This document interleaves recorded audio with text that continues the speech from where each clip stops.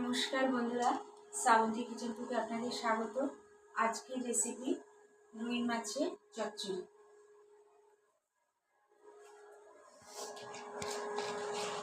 কড়াই তেল গরম করতে দিয়েছি, লঙ্কা চিরা দিয়ে দিলাম,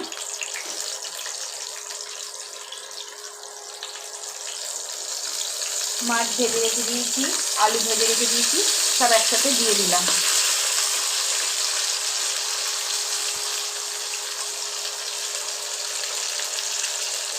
দেবো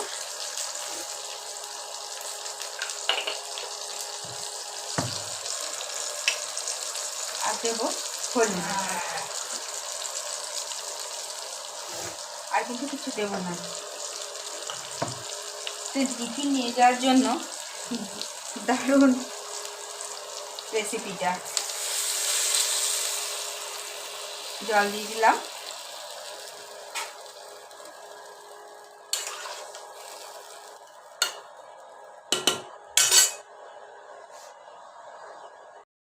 রুই মাছের চচ্চড়ি কোনো মশলা দেয়া নেই।